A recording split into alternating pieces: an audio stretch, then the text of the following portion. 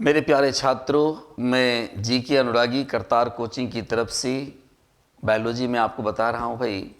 और इसमें हम लोग जो है साइटोलॉजी के बारे में चर्चा कर रहे हैं, सेल के बारे में चर्चा कर रहे हैं। और साइटोलॉजी में हमने इससे पहले सेल को जो है 3 वर्गों में बांट करके जो स्टडी किया, जिसमें कि सबसे पहला जो हमारा जो पार्ट था, जिसमें कि हमने बाउंड्री वाल के बारे में स्टडी किया। और बाउंड्री वाल में हमने सेल वाल और प्लाज्मा मेम्ब्रेन के बारे में पढ़ा। दूसरे यूनिट में हमने जो है सेल के अंदर पाए जाने वाले जो लिक्विड मटेरियल्स हैं, जिसमें कि हमने साइटोप्लाज्म, प्रोटोप्लाज्म, न्यूक्लियोप्लाज्म के बारे में स्टडी किया भाई। और आज जो है हम जो स्टडी करने वाले हैं, उस सेल के अंदर पाए जाने वाले सेल ऑर्गेनेल्स के बारे में हम चर्चा करने वाले हैं। तो सेल ऑर्गेनेल्स जो होते हैं भाई, सेल के अंदर 2 तरह के सेल ऑर्गेनेल्स हैं, जिसमें कि एक ऐसा सेल ऑर्गेनेल्स है जिसमें कि बाउंड्री पाई जाती है, जिसमें कि मेम्ब्रेन पाया जाता है। और एक ऐसे सेल ऑर्गेनेल्स होते हैं जिसमें कि मेम्ब्रेन नहीं पाया जाता, मेम्ब्रेनलेस सेल ऑर्गेनेल्स होते। सभी भाइयों से मैं ये अनुरोध करूंगा कि आज का जो हमारा सेशन है बहुत ही इम्पोर्टेंट सेशन है, जिसमें कि हम सेल ऑर्गेनेल्स के स्ट्रक्चर, फंक्शन के बारे में आपको बताने जा रहे हैं भाई। और हमने जो है इसमें बहुत सारे ऐसे जो पॉइंट्स और ऐसे क्वेश्चंस का समावेश किया है जो कि आपके किसी भी एग्ज़ाम में ये आपके लिए बहुत ही महत्वपूर्ण काज है, महत्वपूर्ण रखता है भाई। तो ऐसा आप करेंगे कि आप अपना कलम कॉपी निकाल करके और जो जो बात मैं आपको बता रहा हूँ है ना, उसे आप नोट जरूर करेंगे। तो चलें हम लोग जो मेम्ब्रेन बॉन्ड जो सेल ऑर्गेनेल्स हैं, जिसमें कि हमारा mitochondria, endoplasmic reticulum, Golgi body, lysosome, vacuoles, plastids, ये सारे जो कोशिकांग हैं, इसके बारे में एक एक करके हम चर्चा करने जा रहे हैं भाई। और हम आपको ये बताते चलेंगे कि कहाँ पर किस तरह के क्वेश्चंस पूछे जाते हैं, और उस पर आप गौर कीजिएगा। तो चलें, सबसे पहले हम लोग ये जो मेम्ब्रेन बॉन्ड सेल ऑर्गेनेल्स हैं, उसमें सबसे पहला है हमारा माइटोकॉन्ड्रिया। हम माइटोकॉन्ड्रिया के बारे में थोड़ी जानकारी प्राप्त करते हैं। देखो भाई, माइटोकॉन्ड्रिया जो है ये दोहरी आवरण वाला कोशिकांग होता है, डबल मेम्ब्रेनस सेल ऑर्गेनेल। देखो 2 ऑर्गेन है, 2 मेम्ब्रेन है, डबल मेम्ब्रेनस। ये जो मेम्ब्रेन आप देख रहे हो जिसमें ये आउटर मेम्ब्रेन है और ये जो इनर मेम्ब्रेन है, इनर मेम्ब्रेन देख लीजिए आप, ये अंगुली नुमा उभार लिए हुए अंदर की ओर है, और इसी को कहा जाता है क्रिस्टी। इसको क्या बोलते हैं भाई? उसको हम लोग क्रिस्टी बोलते हैं। और क्रिस्टी पर ऑक्सीजोम्स पाए जाते हैं, ग्रेन्यूल्स के प्रकार का ऑक्सीजोम्स पाया जाता है। माइटोकॉन्ड्रिया के अंदर जो लिक्विड लाइक मटेरियल्स होते हैं उसे माइटोकॉन्ड्रियल मैट्रिक्स कहेंगे। और माइटोकॉन्ड्रिया के अंदर माइटोकॉन्ड्रिया को अपना डीएनए होता है। ये सारी बातें हम आगे करेंगे। यहाँ पर आप ये जानिए कि माइटोकॉन्ड्रिया डबल लेयर वाला मेम्ब्रेनस स्ट्रक्चर होता है भाई। और ये जो माइटोकॉन्ड्रिया है ये सिर्फ हायर प्लांट और हायर एनिमल में पाए जाते हैं। ये आपका प्रोकैरियोटिक सेल्स में नहीं पाए जाते। प्रोकैरियोटिक सेल क्या है, इसके बारे में मैं जब न्यूक्लियस में आऊँगा तो वहाँ पर हम न्यूक्लियस के डेवलपमेंट के आधार पर सेल को 2 वर्गों में डिवाइड करेंगे, प्रोकैरियोट्स और यूकैरियोट्स। वहाँ पर हम डिटेल से आपको बताएंगे कि प्रोकैरियोटिक सेल क्या होता है, यूकैरियोटिक सेल क्या होता है। यहाँ पर आप ये जानिए कि प्रोकैरियोटिक सेल ऐसे सेल को कहा जाता है जिसमें कि डबल मेम्ब्रेनस सेल ऑर्गेनेल्स नहीं पाए जाते। और माइटोकॉन्ड्रिया एक दोहरी आवरण वाला कोशिकांग है, इसलिए प्रोकैरियोटिक सेल जैसे बैक्टीरिया, ब्लू ग्रीन अलगी, इसमें माइटोकॉन्ड्रिया का अभाव होता है भाई। हमने यहाँ पर लिखा है कि absent in prokaryotic cell. Mitochondria के अंदर जो है एरोबिक रेस्पिरेशन होता है, और एरोबिक रेस्पिरेशन ऐसे रेस्पिरेशन को कहते हैं जो कि ऑक्सीजन के सफिशिएंट अमाउंट में होता है भाई। और जब ऑक्सीजन का सफिशिएंट अमाउंट होता है तो कार्बोहाइड्रेट का कंप्लीट ब्रेकडाउन जो है ये कार्बन डाइऑक्साइड और वाटर में होता है, जिसे हम लोग कहते हैं एरोबिक रेस्पिरेशन। तो यहाँ पर देखें भाई एरोबिक रेस्पिरेशन में होता क्या है। तो एरोबिक रेस्पिरेशन में कार्बोहाइड्रेट C6H12O6, इस कार्बोहाइड्रेट का ब्रेकडाउन होता है। पहले इसका ब्रेकडाउन होता है पायरूविक एसिड में, पायरूविक एसिड में होता है। और कार्बोहाइड्रेट से पायरूविक एसिड का जो बनना होता है ये कहलाता है ग्लाइकोलिसिस। इसको क्या बोलते हैं भाई? इसको बोलते हैं ग्लाइकोलिसिस। और ये ग्लाइकोलिसिस की क्रिया जो होती है ये साइटोप्लाज्म के अंदर संपन्न होता है। ये होता है साइटोप्लाज्म के अंदर संपन्न होता है। और जब कार्बोहाइड्रेट का एक मॉलिक्यूल पायरूविक एसिड में जब कन्वर्ट करता है तो मात्र जो है 2 ATP ऊर्जा की प्राप्ति होती है। और ये पायरूविक एसिड जब इनसफिशिएंट अमाउंट जब ऑक्सीजन का होता है तो पायरूविक एसिड का कन्वर्सन हो जाता है लैक्टिक एसिड में। पायरूविक एसिड का कन्वर्सन होता है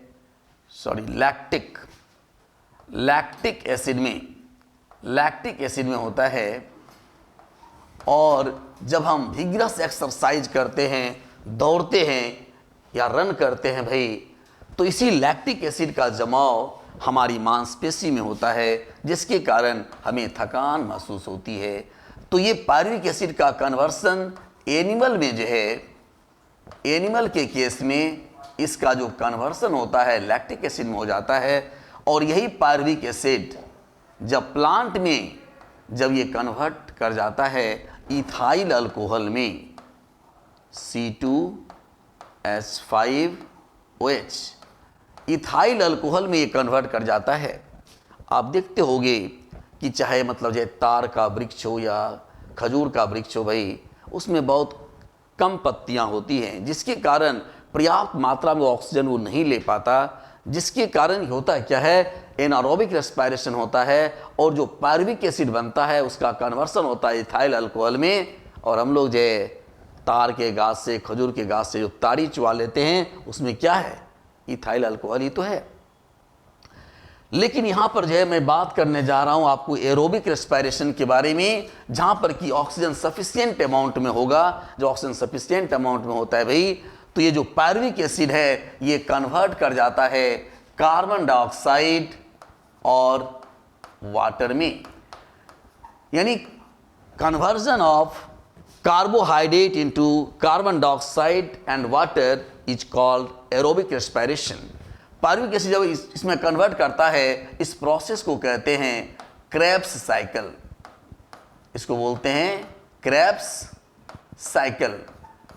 और क्रेब्स साइकिल की क्रिया जो होती है माइटोकॉन्ड्रिया के अंदर संपन्न होता है। क्रेब्स साइकिल कहां पर होगा भाई? In mitochondria. ये माइटोकॉन्ड्रिया के अंदर संपन्न होता है। और जब एक पायरूविक एसिड कार्बन डाइऑक्साइड वाटर में जब ब्रेक करता है तो 18 ATP ऊर्जा की प्राप्ति होती है। और जब एक कार्बोहाइड्रेट ब्रेक करता है भाई तो 2 पायरूविक एसिड का फॉर्मेशन होता है। तो यहां पर आप सोचिए कि जब एक पायरूविक एसिड बनता है 18 ATP बनाता है, तो 2 पायरूविक एसिड कितना बनाएगा? इसको 2 से मल्टीप्लाई कर दें तो हो जाएगा हमारा 36 ATP। देखिए ये जो मैंने इक्वेशन बताया, इसमें कदम कदम पर जो है क्वेश्चन ही क्वेश्चंस हैं। ये क्वेश्चन कैसे पूछा जाता है भी जरा सा यहाँ पर समझ लीजिएगा। सबसे पहले तो क्वेश्चन ये पूछा जाता है ग्लाइकोलिसिस की क्रिया कहाँ संपन्न होती है? जवाब होगा साइटोप्लाज्म। पायरूविक एसिड है क्या? Conversion of carbohydrate into pyruvic acid is called glycolysis. Glycolysis में कितने एटीपी का फॉर्मेशन होता है? 2 एटीपी का। अगर मान लिया जाए इनसफिशिएंट अमाउंट में अगर ऑक्सीजन है तो पायरुविक एसिड का कन्वर्सन एनिमल में किस में हो जाएगा? लैक्टिक एसिड में। प्लांट में किस में होगा? इथाइल अल्कोहल में। जब हम विगरस एक्सरसाइज करते हैं, दौड़ते हैं या रन करते हैं तो हमें थकान महसूस होती है due to deposition of lactic acid. उसके बाद अगर मान लिया जाए पर्याप्त मात्रा में अगर ऑक्सीजन होता है भाई, तो मैंने कहा कि ये पायरुविक एसिड जो है वो कन्वर्ट करता है कार्बन डाइऑक्साइड और वाटर में। तो conversion of pyruvic acid into carbon dioxide and water is a cyclic process. इसमें बहुत सारे एंजाइम्स भाग लेते हैं और ये चक्रीय प्रक्रिया होती है जिसका एंड प्रोडक्ट होता है कार्बन डाइऑक्साइड वाटर। इस प्रोसेस को कहा जाता है क्रेब्स साइकिल। और क्रेब्स साइकिल की क्रिया कहाँ संपन्न होती है भाई? माइटोकॉन्ड्रिया में। क्वेश्चन आपसे पूछा जाता है कि माइटोकॉन्ड्रिया को पावर हाउस क्यों कहते हैं? ये बात आपको मैं यहां समझाना चाहूंगा कि भाई देखो, ये सेल है, इतना बड़ा सेल है, और माइटोकॉन्ड्रिया क्या है? एक छोटा सा सेल ऑर्गेनेल। ये मान लो कि माइटोकॉन्ड्रिया है, ये माइटोकॉन्ड्रिया है, मान लीजिए माइटोकॉन्ड्रिया है। इस छोटे से माइटोकॉन्ड्रिया में, और ये पूरा साइटोप्लाज्म है, ये न्यूक्लियस है, ये मान लो पूरा साइटोप्लाज्म है। इतने बड़े सरफेस एरिया में मात्र कितना एटीपी एनर्जी? मात्र 2 एटीपी एनर्जी। और एक छोटा सा कोशिकांग ये माइटोकॉन्ड्रिया, जिसमें कितना एटीपी एनर्जी भाई हो रहा है? 36 एटीपी एनर्जी बना रहा है। तो एक छोटे से स्पेस में इतने ह्यूज अमाउंट में एनर्जी का प्रोडक्शन एंड स्टोरेज, ये साबित करता है कि माइटोकॉन्ड्रिया जो है powerhouse of the cell, अब इसलिए इसको कहेंगे। अगर यहां पर क्वेश्चन आपसे ये पूछा जाए कि कार्बोहाइड्रेट के कंप्लीट ब्रेकडाउन से कितने एटीपी ऊर्जा की प्राप्ति होगी, तो 2 एटीपी आपका ग्लाइकोलिसिस में बना है, 36 एटीपी जो है आपका क्रेब्स साइकिल में बना है। तो कंप्लीट अगर पूछा जाए तो बताएंगे 2 एटीपी प्लस 36 एटीपी, यानी टोटल कितना एनर्जी प्रोड्यूस होगा भाई? टोटल हो जाएगा 38 एटीपी एनर्जी। ये बहुत ही इंपॉर्टेंट क्वेश्चन बनता है कि अगर कार्बोहाइड्रेट का कंप्लीट ब्रेकडाउन अगर किया जाए तो कितनी एटीपी ऊर्जा की प्राप्ति होती है भाई? तो जवाब है हमारा 38 एटीपी। तो बात यहां पर आपको समझ में आ गया होगा। Aerobic respiration takes place here, so known as place of respiration. Mitochondria के अंदर जो है एरोबिक रेस्पिरेशन मतलब होता है ऑक्सीजन की क्रिया संपन्न होती है, और इसीलिए माइटोकॉन्ड्रिया को प्लेस ऑफ रेस्पिरेशन भी कहते हैं। और इसी जो है कोशिकीय श्वसन की क्रिया के दौरान माइटोकॉन्ड्रिया में एटीपी का फॉर्मेशन होता है, एनर्जी का प्रोडक्शन होता है भाई। जैसा कि मैंने बताया, energy production and storage, production भी होगा और इसका स्टोरेज भी होगा। Both takes place as ATP. ATP को आप जानते हो, adenosine triphosphate, it is the energy currency of the cell. ये एनर्जी का करेंसी है, और इसका फॉर्मेशन चूंकि यहां पर होता है और स्टोरेज भी होता है, इसीलिए माइटोकॉन्ड्रिया को powerhouse of the cell. बिल्कुल कोबराज क्वेश्चन इसको आप कह सकते हो भाई। ये ऐसा क्वेश्चन है जो किसी भी एग्जाम में आपको डसने के लिए तैयार हो रहता है। तो ये हमारा जो है बहुत ही इंपॉर्टेंट इंफॉर्मेशन है, और मैंने आपको समझाने का भी प्रयास किया कि powerhouse of the cell कैसे है माइटोकॉन्ड्रिया। तो आपने समझ गया कि एक छोटे से कोशिकांग में ह्यूज अमाउंट में एनर्जी का प्रोडक्शन हो रहा है और स्टोरेज हो रहा है, इसीलिए इसको पावर हाउस कहेंगे। उसके बाद जो हम लोग कहते हैं भाई कि ये माइटोकॉन्ड्रिया को जो है सेल विद इन सेल कहा जाता है। यानी सेल विद इन सेल का मतलब होता है सेल के अंदर पाया जाने वाला complete cell, not cell organelle. ऐसा इसलिए कहा जाता है भाई कि माइटोकॉन्ड्रिया को अपना डीएनए होता है। माइटोकॉन्ड्रिया में सर्कुलर डीएनए पाया जाता है, और देखिए यहाँ पर दिखाया गया है माइटोकॉन्ड्रिया का जो डीएनए है, यहाँ पर डीएनए इसको अपना पाया जाता है, और ये जो खुद भी सेल ऑर्गेनेल्स का फॉर्मेशन करने की कैपेसिटी रखता है। इसीलिए इसको cell within cell, cell within cell, cell के अंदर पाया जाने वाला सेल कहा जाता है। बहुत ही इंपॉर्टेंट क्वेश्चन यहां पर बनता है भाई कि एल्टमन साहब ने माइटोकॉन्ड्रिया को किस नाम से पुकारा? तो याद रखना, एल्टमन ने माइटोकॉन्ड्रिया को बायोप्लास्ट के नाम से पुकारा था। भाई ये याद रखना चाहिए, आपको रहना चाहिए, बायोप्लास्ट। माइटोकॉन्ड्रिया में राइबोसोम भी पाए जाते हैं। देखिए यहां पर आपको दिखाया गया है, जो ग्रीनिश कलर से दिखाया गया है, ये क्या है? राइबोसोम है। और राइबोसोम में ही प्रोटीन संश्लेषण की क्रिया होती है। इसलिए हम ये कह सकते हैं कि माइटोकॉन्ड्रिया में भी प्रोटीन सिंथेसिस की क्रिया होती है। ऐसे स्पेशली प्रोटीन सिंथेसिस की क्रिया राइबोसोम में ही होता है भाई। और राइबोसोम पाया जाता है माइटोकॉन्ड्रिया के अंदर भी पाया जाता है, और ये जो है आपका साइटोप्लाज्म में भी पाया जाता है। इसलिए राइबोसोम को protein factory of the cell के नाम से भी जाना जाता है। लेकिन चूंकि ये राइबोसोम माइटोकॉन्ड्रिया के अंदर भी है, इसीलिए प्रोटीन सिंथेसिस की क्रिया माइटोकॉन्ड्रिया में भी संपन्न होती है। इसे हम लोग नकार नहीं सकते। जो बात हमने आपसे डिस्कशन में किया था भाई, यहाँ पर देखिए कि हमने आपको बताया कि यहाँ पर जो लैक्टिक एसिड का जो फॉर्मेशन हुआ है, इसी आधार पर हमारा ये इन्फॉर्मेशन यहाँ पर हमने रेड कलर से इसको जो है दिखाने का प्रयास किया है भाई, कि ड्यूरिंग विग्रस एक्सरसाइज, विग्रस मतलब कठिन, जब हम कठिन एक्सरसाइज करते हैं एंड रनिंग, और हम दौड़ते हैं, तो वी गेट फैटिग, हमें जो थकान महसूस होती है due to deposition of lactic acid. बहुत ही इंपॉर्टेंट क्वेश्चन बनता है भाई कि जब हम दौड़ते हैं या एक्सरसाइज करते हैं तो हमें थकान महसूस होती है, किसके कारण? यहां पर 3 वैज्ञानिक का नाम याद रखोगे। एक तो ये पूछा जाता है भाई कि माइटोकॉन्ड्रिया के खोजकर्ता कौन हैं? तो माइटोकॉन्ड्रिया के खोजकर्ता जो है हमारे कोलिकर साहब हैं। दूसरी बात, क्वेश्चन ये पूछा जाता है कि माइटोकॉन्ड्रिया का नामकरण किसने किया था? अगर नामकरण की बात की जाए तो याद रखिएगा वैज्ञानिक का नाम वो है बेंडा। बेंडा ने नामकरण किया था, ठीक है भाई। और ऑब्जर्वेशन किसने किया, देखा किसने? तो नाम आता है एल्टमन का, यानी एल्टमन, बेंडा एंड कोलिकर, है ना।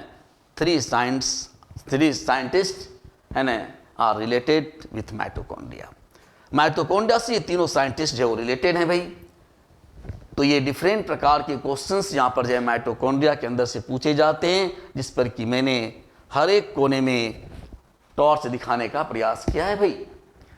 अब जो नेक्स्ट जो सेल ऑर्गेनेल्स हमारा है वो है एंडोप्लाज्मिक रेटिकुलम।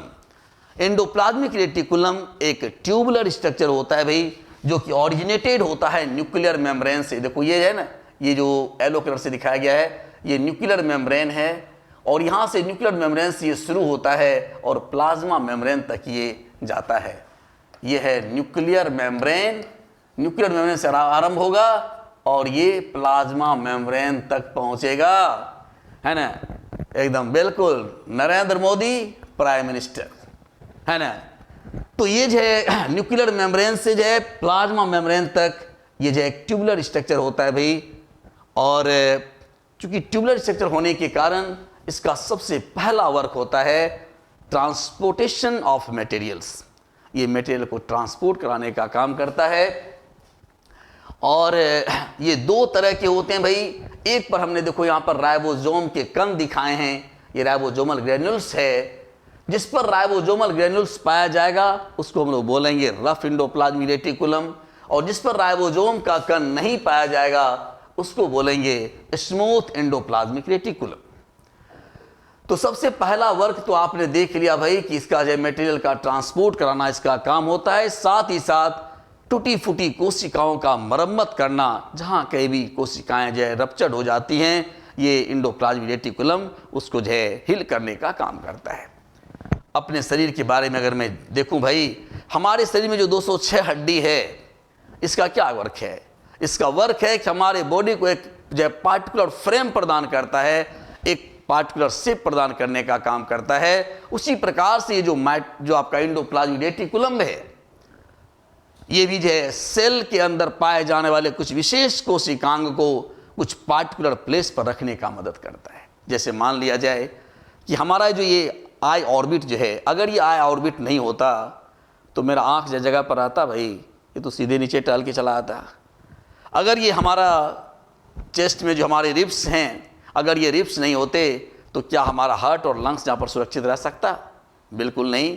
तो किसी मेरे पार्टिकुलर ऑर्गन को ये हमारा जो इंडोस्केलेटन है, जो बोन है, एक निश्चित स्थान पर रखने में मदद करता है भाई। उसी प्रकार से सेल का अगर पूछा जाए कि वह कौन सा सेल ऑर्गेनल है जो कि स्केलेटन की तरह कार्य करता है भाई, तो जवाब होगा हमारा endoplasmic reticulum. Endoplasmic reticulum acts as endoskeleton of the cell. ये एंडोस्केलेटन की तरह काम करता है। उसके बाद जो है हमने कहा कि दो प्रकार के एंडोप्लाज्मिक रेटिकुलम हैं, स्मूथ जिस पर कि राइबोसोम के कण नहीं पाए जाते और जिस पर राइबोसोम के कण नहीं पाए जाते हैं उनका काम है कार्बोहाइड्रेट और लिपिड के जो है मेटाबॉलिज्म में वो भाग लेते हैं, है ना। और जिस पर राइबोसोम का कण पाया जाता है भाई, वो जो प्रोटीन सिंथेसिस की क्रिया में भाग लेते हैं। तो चलें, जो हमने जो आपको यहाँ पर जो मेंशन किया है जरा सा उसको आप देख लीजिए, जो मैंने सारी बातें आपको बता ही दिया है। देखो यहाँ पर लिखे हैं कि ट्यूबुलर स्ट्रक्चर नलिकाकार रचना होता है, originated from nuclear membrane and reached at plasma membrane. बताया मैंने आपको कि न्यूक्लियर मेम्ब्रेन से जो प्लाज्मा तक जाने का काम करता है भाई। इसको हम एंडोस्केलेटन ऑफ द सेल कहते हैं, या कोशिका का अंतः कंकाल होता है। उसके बाद हमने कहा कि there are two types of endoplasmic reticulum. Smooth endoplasmic कि मैंने कहा कि राइबोसोम के कण नहीं पाए जाते हैं, और रफ में मैंने बताया कि आपको राइबोसोम के कण पाए जाते हैं। वही बात हमने यहाँ पर लिखा है, ribosomal granules are absent in smooth endoplasmic reticulum but ribosomal granules are present in rough endoplasmic. Rough endoplasmic reticulum का काम मैंने देखा क्या भाई, in protein synthesis takes place in rough endoplasmic reticulum. Rough endoplasmic reticulum में जो है protein synthesis की क्रिया होती है भाई, और हमने कहा carbohydrate and fat synthesis takes place in smooth endoplasmic reticulum. ये इस बार जो एनडीए का पूछा हुआ क्वेश्चन भी है।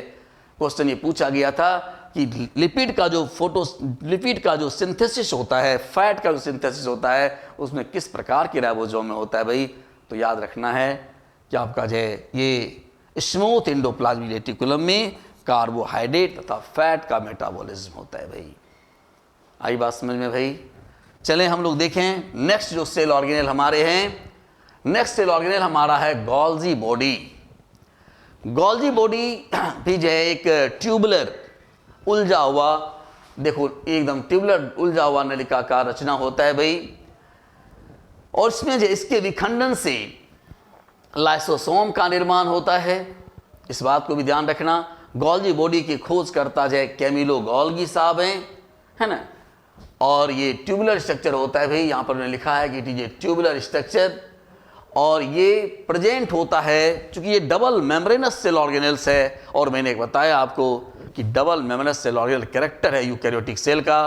प्रोकैरियोटिक सेल में डबल मेम्ब्रेनस सेल ऑर्गेनेल्स नहीं पाए जाते हैं, इसलिए हम यहाँ पर ये कहेंगे कि ये सिर्फ जो है प्रोकैरियोटिक सेल में ही पाए जाते हैं। लेकिन यहाँ पर जो है एक्सेप्शन है, इसको याद रखना भाई, मैमेलियन आरबीसी। मैमेलियन आरबीसी में ये नहीं पाया जाता है, ठीक है। मैमेलियन आरबीसी में ये नहीं पाया जाता है भाई आपका कौन, golgi body. These are abundant found in secretory cell. ध्यान दीजिएगा, ये जो है जितने भी हमारे ग्लैंड्स हैं, सेक्रेशन कराने वाले जितने भी ऑर्गन्स हैं, उसमें जो है गोल्जी बॉडी पर्याप्त मात्रा में पाया जाता है, एबुंडेंट अमाउंट में पाया जाता है। इसलिए इसको सेक्रेटरी सेल्स के नाम से भी जाना जाता है। ये बहुत ही इंपॉर्टेंट इंफॉर्मेशन है, इसको ध्यान रखिएगा कि कौन सा cell organelles secretory cell organelles के नाम से जाना जाता है भाई। तो जवाब होगा हमारा गोल्जी बॉडी। ये जो लाइसोसोम के फॉर्मेशन में भी मदद करता है, और साथ ही साथ जो ये स्पर्म के हेड का भी निर्माण करता है। यहाँ पर देखिए स्पर्म को हमने दिखाने का प्रयास किया है भाई, और ये स्पर्म का स्ट्रक्चर है, और इसका जो आगे वाला भाग जो होता है, ये जो देख रहे हो कैप लाइक स्ट्रक्चर, ये जो है हमारा एक्रोजोम है। होता क्या है कि देखो ये है ओवम। ओवम जो है स्फेरिकल स्ट्रक्चर होता है भाई, और ये सेसाइल होता है, ये गति नहीं करता। लेकिन जैसे कोई मेल अपने सीमेन को जब इजेक्ट करता है तो लाखों की संख्या में स्पर्म जो है वो तेजी के साथ रन करते हैं और अटैक करते हैं किस पर, इस ओवम पर। डिफरेंट डायरेक्शन से ये आने वाले जो स्पर्म हैं ये इस ओवम को जो है अटैक करता है हर एक डायरेक्शन से। देख लीजिए जिधर से ये सारा जो स्पर्म जो है ये जो क्या करता है, इसको अटैक करने का काम करता है भाई, इस प्रकार से।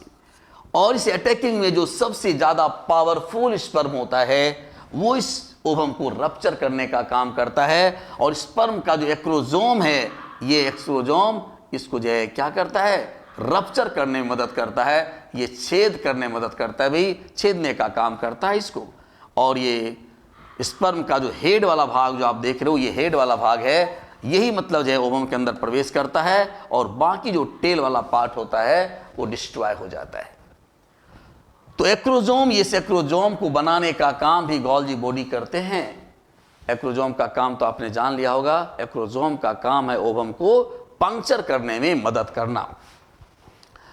तो ये स्पर्म के एक्रोजोम को बनाने का काम करता है भाई। लाइसोसोम, इसके विखंडन होने से देखो सेक्रेटरी वेसिकल्स हो गया है ना, इसी से जो है लाइसोसोम का भी निर्माण होता है। तो ये इस बात को भी ध्यान रखना है कि गोल्जी बॉडी के विखंडन से लाइसोसोम का भी निर्माण होता है भाई। और ये डिफरेंट प्रकार के हार्मोन्स को भी सेक्रेशन कराने वाले सेक्रेटरी सेल्स का भी प्रोडक्शन करता है। लाइसोसोम को जो है एक और इंफॉर्मेशन आप जान लीजिए कि लाइसोसोम को जो है traffic inspector of the cell कहा जाता है। ये सब जो मैं एब्रिविएशन आपको बता रहा हूं भाई, ये बहुत ही इंपॉर्टेंट एब्रिविएशन है। या जो मैं अदर नेम आपको जो कहता हूं, जैसे मैंने कहा माइटोकॉन्ड्रिया को पावर हाउस कहा जाता है, राइबोसोम को प्रोटीन फैक्ट्री ऑफ सेल मैंने बताया, उसी प्रकार से एंडोप्लाज्मिक रेटिकुलम को जो है हमने एंडोस्केलेटन ऑफ द सेल बताया है ना। उसी प्रकार से गोल्जी बॉडी को मैं बता रहा हूं कि traffic inspector of the cell है। ये सारे जो अदर नेम हैं इसको जो है जरूर याद रखना भाई, इससे क्वेश्चंस आपको जो पूछे जाते हैं। यहाँ पर जो मैंने कहा कि ट्रैफिक इंस्पेक्टर कहा जाता है, क्यों ट्रैफिक इंस्पेक्टर कहा जाता है भाई?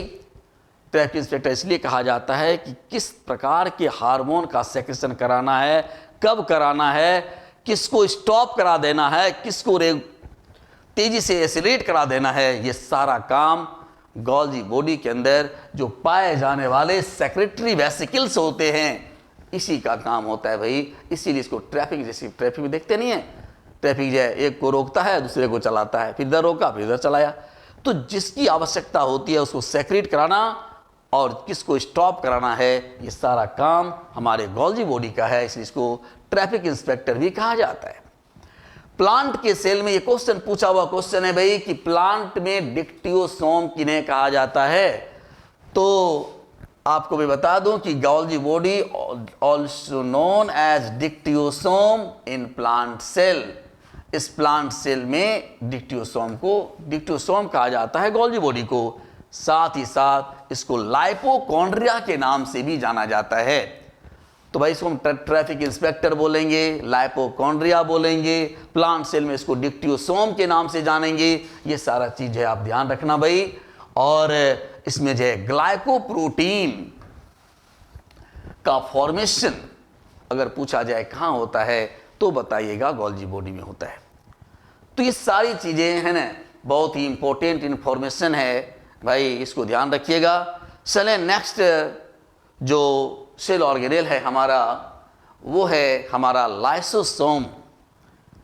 ये लाइसोसोम जिसके की खोजकर्ता डिड्यूब साहब हैं, और मैंने बताया अभी आपको कि गोल्जी बॉडी के विखंडन से भी लाइसोसोम का निर्माण होता है। और लाइसोसोम को जो है अलग अलग नाम से पुकारा जाता है भाई। लाइसोसोम को आत्महत्या की थैली, suicidal bag of the cell, या स्कैवेंजर ऑफ द सेल, या disposal unit of the cell, या atom bomb of the cell कहा जाता है। ये जो नाम हमने दिया है बहुत ही इंपॉर्टेंट इंफॉर्मेशन, इसको ध्यान रखना भाई। क्यों कहा जाता है, चले हम उसकी ओर बात करें। लाइसोसोम के अंदर जो एक विशेष प्रकार के एंजाइम पाए जाते हैं, जिस एंजाइम को कहा जाता है hydrolytic enzyme. Hydrolytic enzyme is not a particular enzyme, it is a group of enzyme, about 40 types of enzyme combined here so it is highly reactive. ये बहुत ही रिएक्टिव एंजाइम है भाई, बहुत ही क्रियाशील एंजाइम है। अगर लिमिट अमाउंट में इस एंजाइम का अगर सेक्रेशन होता है तो जो कोशिकीय पाचन की क्रिया होती है, सेलुलर डाइजेशन होता है। सेल के अंदर जो भी माइक्रो ऑर्गेनिज्म को जो आप लेता है, यूनिसेलुलर ऑर्गेनिज्म जो ग्रहण करते हैं, उसका पाचन करने का काम ये लाइसोसोम से निकलने वाला हाइड्रोटिक एंजाइम करता है।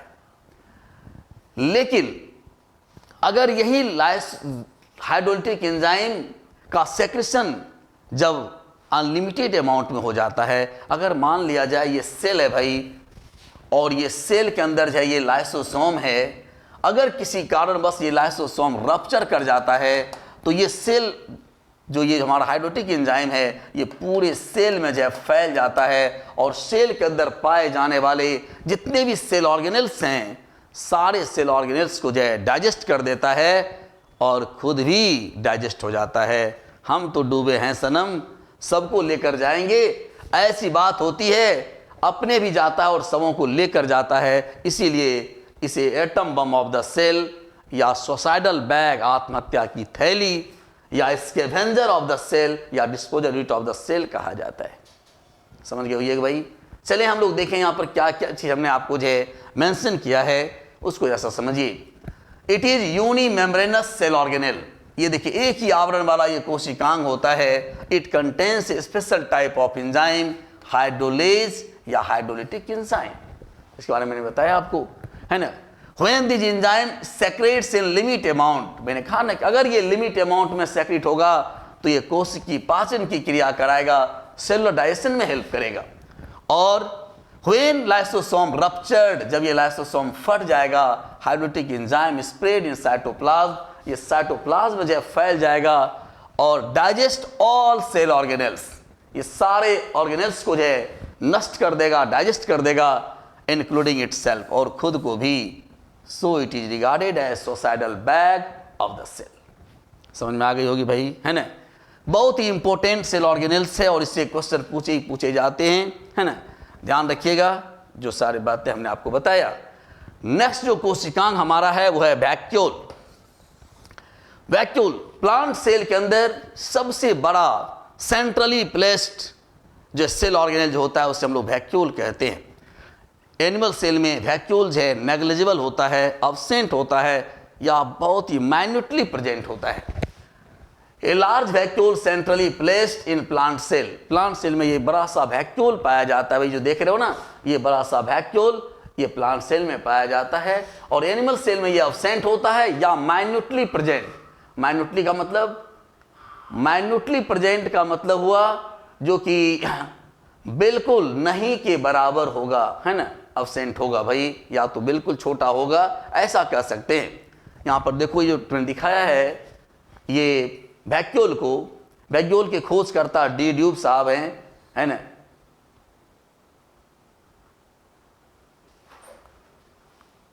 सॉरी, वैक्यूल के खोजकर्ता डी ड्यूब नहीं है,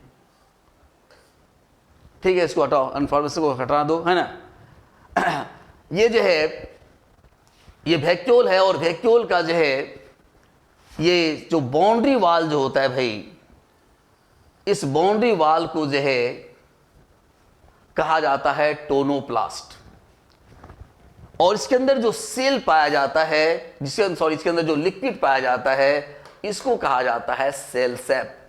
ये दो चीज़ बहुत ही इंपॉर्टेंट इंफॉर्मेशन है, पूछा हुआ क्वेश्चन भी है कि वैक्यूल का जो बाउंड्री वाल होता है वो क्या कहलाता है भाई, उसको टोनोप्लास्ट बोलते हैं। और उसके अंदर जो लिक्विड पाया जाता है उसको क्या बोलते हैं भाई, उसके अंदर जो लिक्विड पाया जाता है उसको बोलते हैं सेल सैप।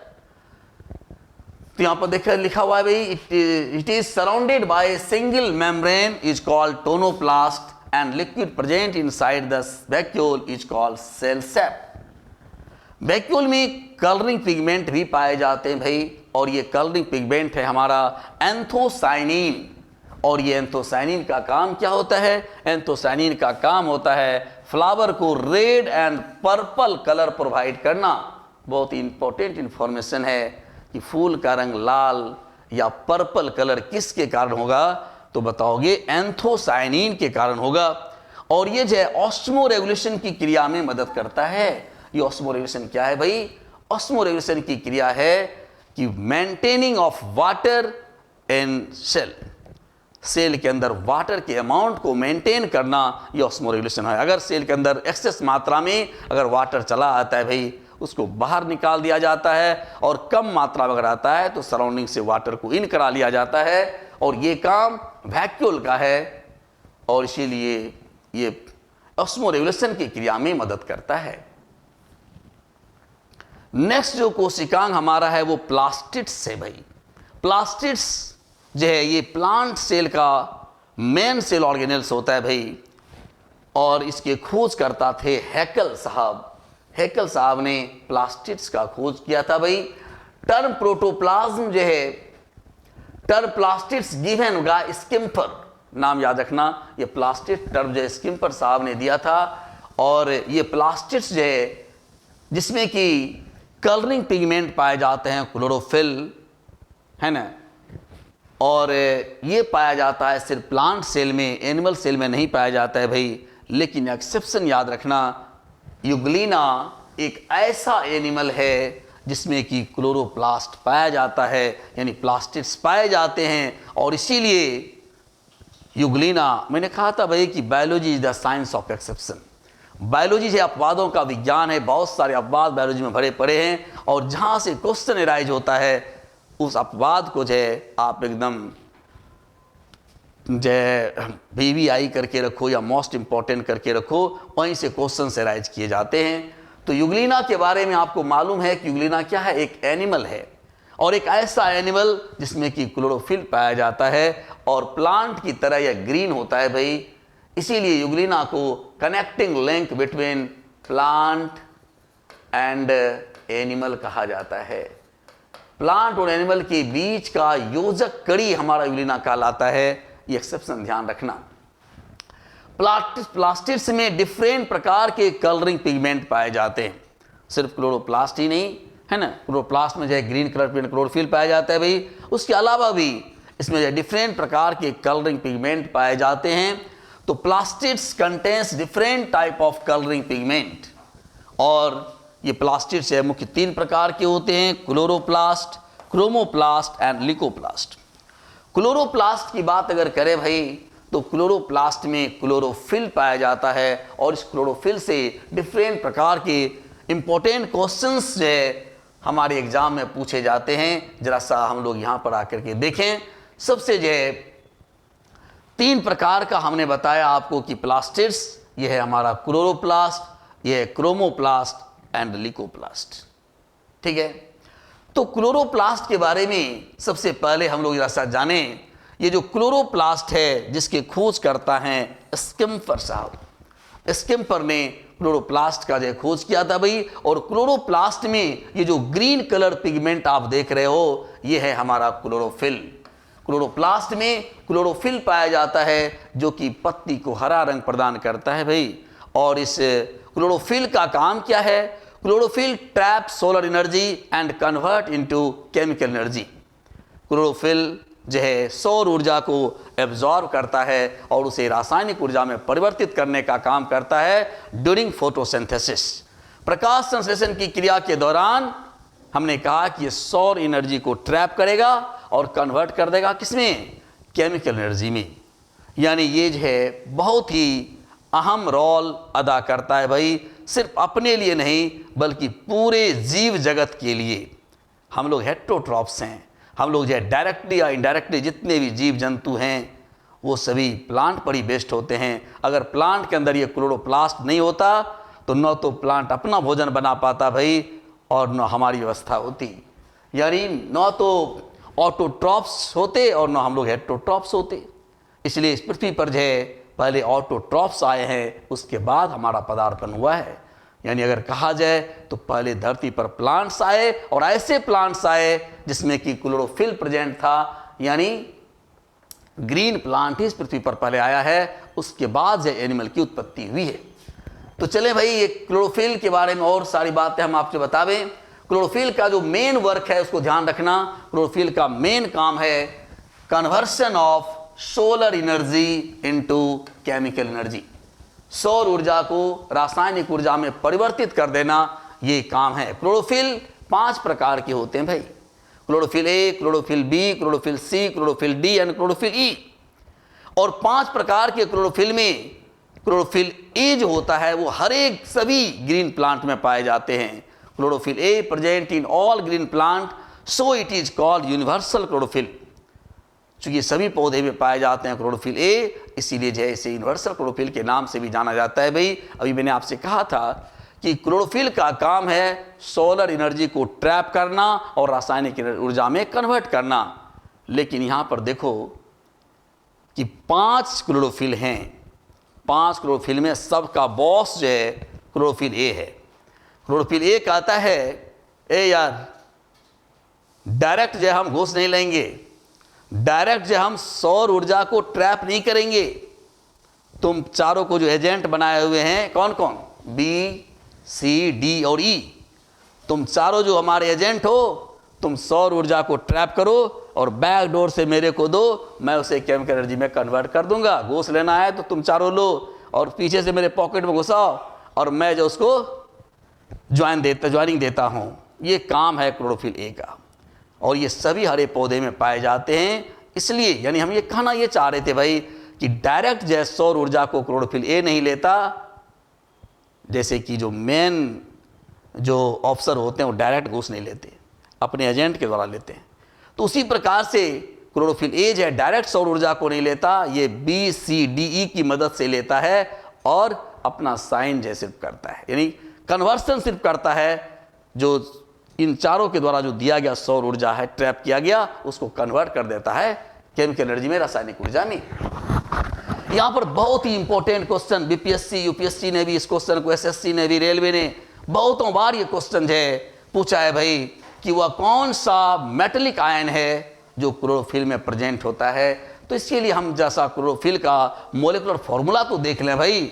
क्लोरोफिल का मोलिकुलर फॉर्मूला होता है C55H72O5N4 and Mg, magnesium Mg++। बहुत ही इंपॉर्टेंट इंफॉर्मेशन है कि पूछा जाता है कि वह कौन सा मेटेलिक आयन है जो कि क्लोरोफिल में पाया जाता है भाई, तो बताओगे Mg++। Magnesium present as a metallic ion in chlorophyll. और अगर पूछ दिया जाए इसी क्वेश्चन को, अगर इस तरह से पूछा जा सकता है भाई कि कौन कौन से नॉन मेटल्स प्रेजेंट होते हैं क्लोरोफिल में, तो कार्बन, हाइड्रोजन, ऑक्सीजन, नाइट्रोजन, ये तो नॉन मेटल ही है भाई, है ना। तो ये सारे जो है नॉन मेटल जो है प्रेजेंट होते हैं आपके क्लोरोफिल में। क्लोरोप्लास्ट में क्लोरोफिल पाया जाता है और क्लोरोफिल के अंदर ही फोटोसिंथेसिस की क्रिया होती है। आप जानते हो फोटोसिंथेसिस है क्या भाई? Green plant trap carbon dioxide in atmosphere और रूट के थ्रू जो है वो वाटर एंड मिनरल्स को कैरी करेगा और कार्बन डाइऑक्साइड और वाटर को मिला करके कार्बोहाइड्रेट का निर्माण करेगा। इसी को हम लोग कहते हैं photosynthesis in presence of sunlight and chlorophyll. तो हरे पौधे द्वारा वायुमंडल से कार्बन डाइऑक्साइड, जड़ से जल को लेकर के इन प्रेजेंस सूर्य की प्रकाश की उपस्थिति में और क्लोरोफिल के प्रेजेंट में जो कार्बोहाइड्रेट का निर्माण करता है, उसी को हम लोग फोटोसिंथेसिस कहते हैं। और ये फोटोसिंथेसिस की क्रिया इसी क्लोरोप्लास्ट के अंदर संपन्न होता है भाई। इसीलिए क्लोरोप्लास्ट को कोशिका का रसोई घर, किचन ऑफ द सेल कहा जाता है। In chloroplast photosynthesis takes place. देखिए भाई, इसी क्लोरोप्लास्ट के अंदर प्रकाश संश्लेषण की क्रिया होती है और through photosynthesis green plant prepare their food. और इसी प्रकाश संश्लेषण की क्रिया द्वारा हरे पौधे भोजन का निर्माण करते हैं। और कहाँ करते हैं? क्लोरोप्लास्ट के अंदर करते हैं। इसीलिए इन्हें कोशिका का रसोई घर कहा जाता है। यहाँ पर देखो भाई, ये जो फिगर हमने जो दिखाया है क्लोरोप्लास्ट के बारे में, यहाँ पर जो है ये इनर मेम्ब्रेन, आउटर मेम्ब्रेन के साथ साथ यहाँ पर जो है स्ट्रोमा, जो कि लिक्विड लाइक मटेरियल स्ट्रोमा कहलाता है। और ये जो देख रहे हो स्टॉक लाइक स्ट्रक्चर नहीं रखता, एक सिक्के के ऊपर सिक्का रखा हुआ है, इसको बोलते हैं ग्राना या ग्रेनम।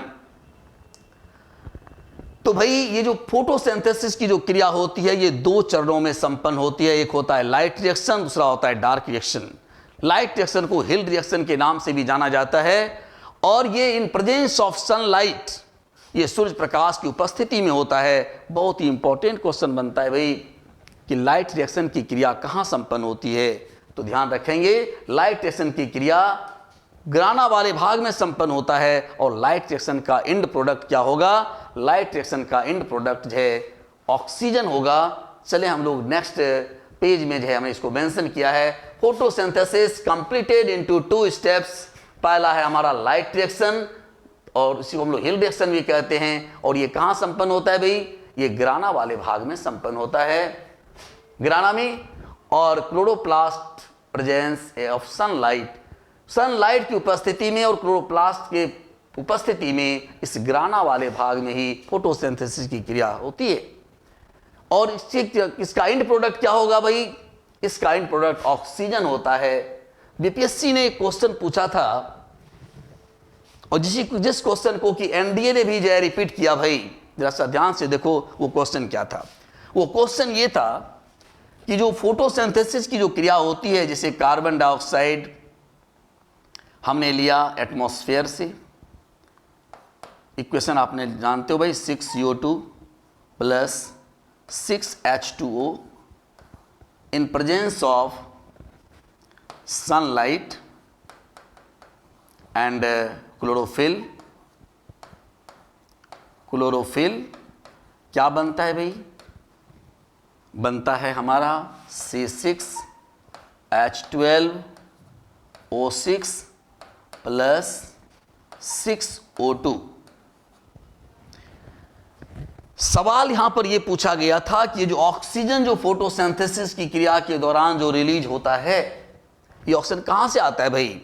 कार्बन डाइऑक्साइड में तो ऑक्सीजन है, वाटर में ही तो ऑक्सीजन है, तो ऑक्सीजन आया कहां से? ये क्वेश्चन पूछा गया था भाई। तो पहले देखो भाई दोस्त, पहले वैज्ञानिकों की यह मान्यता थी कि कार्बन डाइऑक्साइड से ऑक्सीजन ये रिलीज हो जाता है, लेकिन एक्सपेरिमेंटली इसे गलत साबित किया गया भाई। यानी कार्बन डाइऑक्साइड से वाटर नहीं निकलते, ऑक्सीजन नहीं निकलता, बल्कि ये निकलता किससे है? वाटर से। और वाटर के का एक प्रोसेस है जिसको बोलते हैं फोटोलाइसिस। बहुत ही इंपॉर्टेंट इंफॉर्मेशन है कि वाटर के फोटोलाइसिस के द्वारा ही प्रकाश संश्लेषण की क्रिया के दौरान ऑक्सीजन रिलीज होता है। अब सवाल है भाई, फोटोलाइसिस है क्या? आपने केमिस्ट्री में पढ़ा होगा इलेक्ट्रोलाइसिस। इलेक्ट्रोलाइसिस किसको बोलते हैं? जब इलेक्ट्रिसिटी के प्रेजेंट में जब कोई कंपाउंड आयन में ब्रेक करता है उसको कहते हैं इलेक्ट्रोलाइसिस।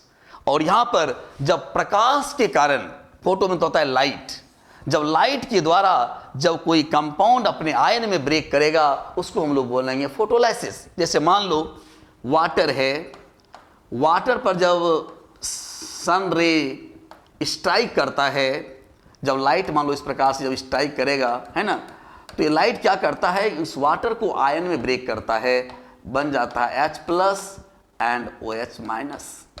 फिर ये OH- जो है आपस में मिलता है और बना देता है H2O2, हाइड्रोजन पेरोक्साइड बना देता है। और ये हाइड्रोजन पेरोक्साइड जो है फिर ये ब्रेक करता है और बनाता है H2O plus nascent oxygen. Nascent oxygen जो है हाईली रिएक्टिव होते हैं और ये जो है इस प्रकार से एटमॉस्फेयर में रह ही नहीं सकते। तुरंत ये क्या करता है? अन्य नेसेंट ऑक्सीजन के साथ कंबाइन करता है और बना देता है O2। इस प्रकार से एक्सपेरिमेंटली ये प्रूव कर दिया गया भाई कि कार्बन डाइऑक्साइड से वाटर ऑक्सीजन रिलीज नहीं होता, बल्कि ये वाटर के फोटोलाइसिस से ऑक्सीजन रिलीज होता है। इस बात को ध्यान रखना भाई, बहुत ही इंपॉर्टेंट क्वेश्चन है। During photosynthesis oxygen released by the photolysis of water. Photolysis of water समझ गए होइएगा किसको कहा जाता है भाई? जब प्रकाश की उपस्थिति में जब कोई कंपाउंड आयन में ब्रेक करेगा उसी को हम लोग बोलेंगे फोटोलाइसिस। उसके बाद जो है देखो भाई कि क्वेश्चन अलग अलग तरह से क्वेश्चंस पूछे जाते हैं। आप जानते हो कि प्रकाश 7 रंगों का मिश्रण है, जिसमें कि आपने पढ़ा होगा विबजियोर,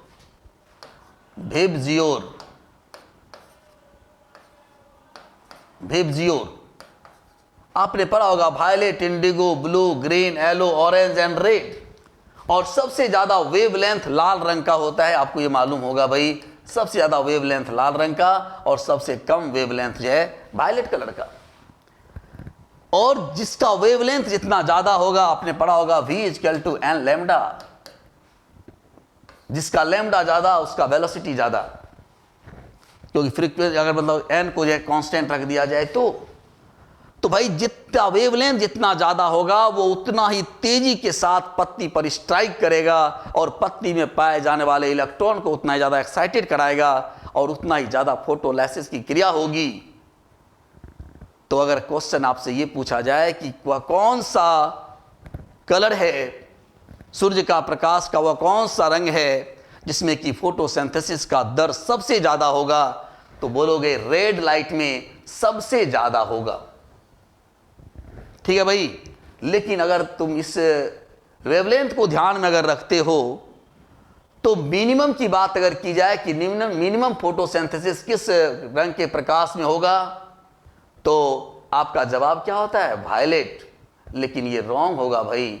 बहुत सारे मार्केट में जो किताबें हैं उसमें भी वायलेट कलर को डाल दिया गया है, यहां तक कि लुसेंट जो कि जनरल कमीशन की तैयारी करने वाले अधिकांश बच्चे के पॉकेट में देखा जाता है, उसमें भी ये बात गलत लिखी हुई है, वहां काट करके लिख लेना ग्रीन, क्योंकि ग्रीन कलर में फोटोसिंथेसिस का जो रेट होगा वो सबसे कम होगा।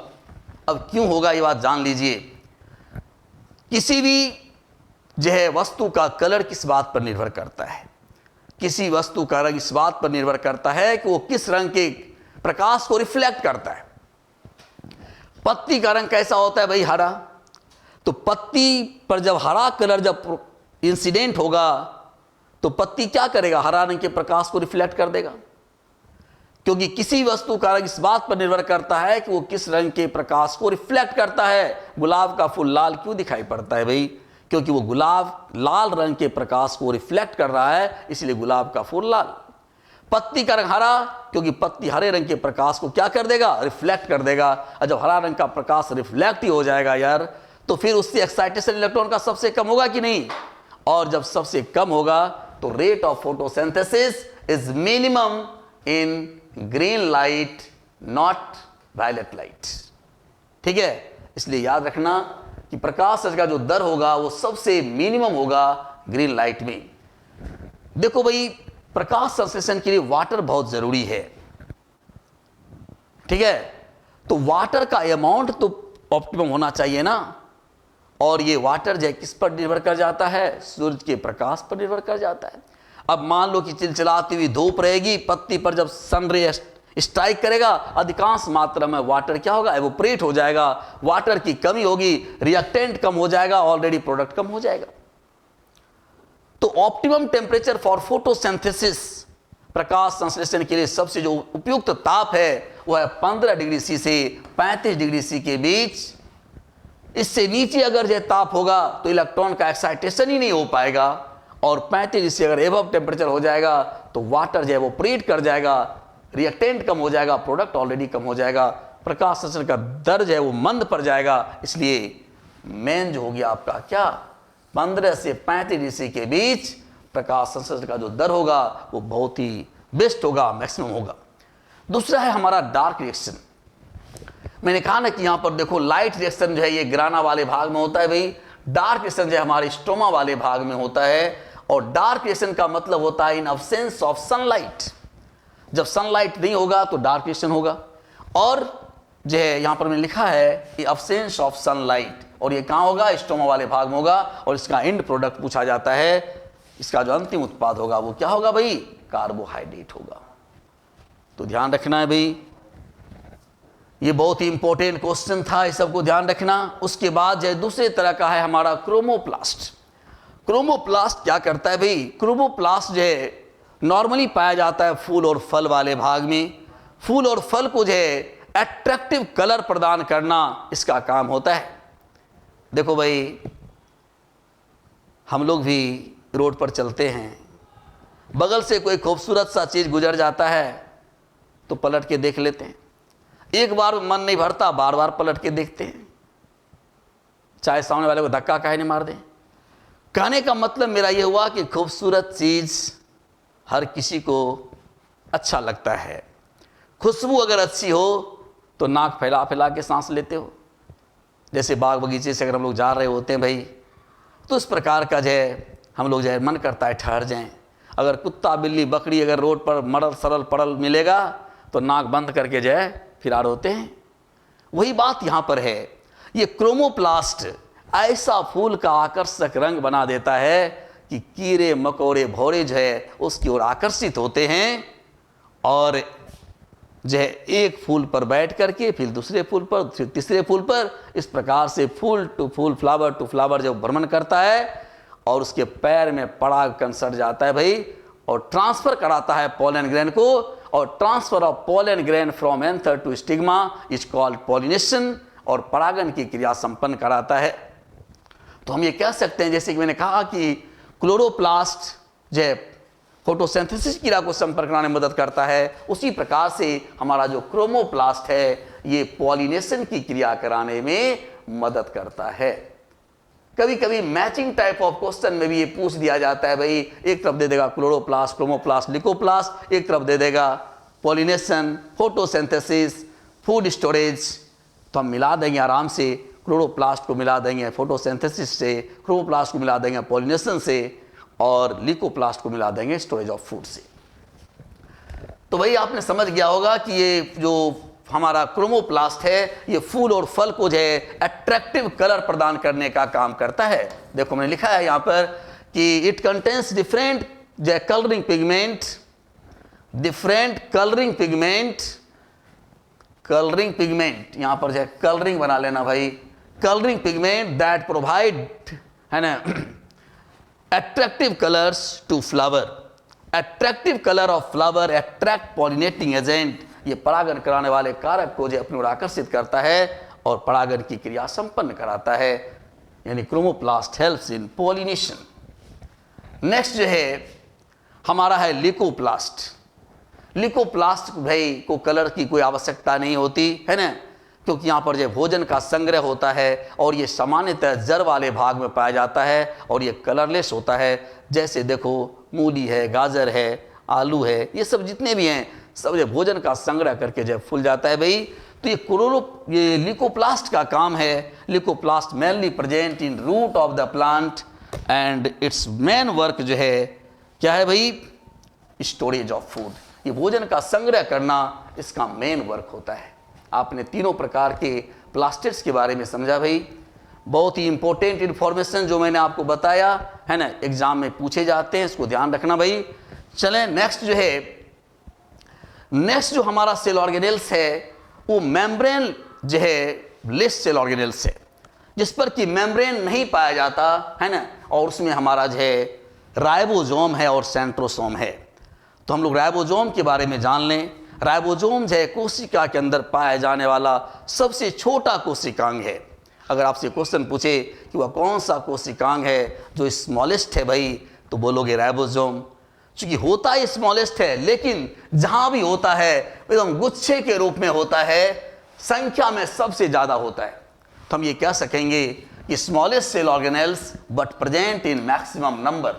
नंबर में ये बहुत ज्यादा होगा, आकार में क्या होगा, छोटा होगा। It is granular structure. देखो ये दानादार रचना है कि नहीं, ये दाना टाइप का रचना होता है भाई, और यहाँ पर प्रोटीन सिंथेसिस की क्रिया होती है, प्रोटीन का यहाँ पर निर्माण होता है, इसीलिए इसको protein factory of the cell कहा जाता है। वही बात फिर आ गई आपके पास नोट करने वाली ना, कि मैंने जो कहा था कि जिसका हम नाम जो दिए हैं उसको याद रखना।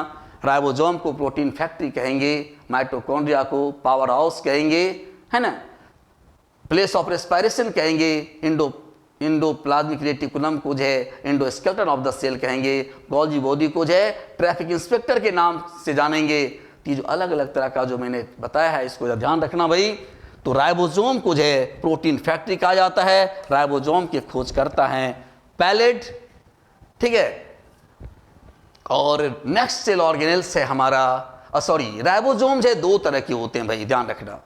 राइबोसोम दो तरह के होते हैं, जो एक प्रोकैरियोटिक सेल में पाए जाते हैं और एक यूकैरियोटिक सेल में पाए जाते हैं। 70 प्रकार के राइबोसोम पाए जाते हैं।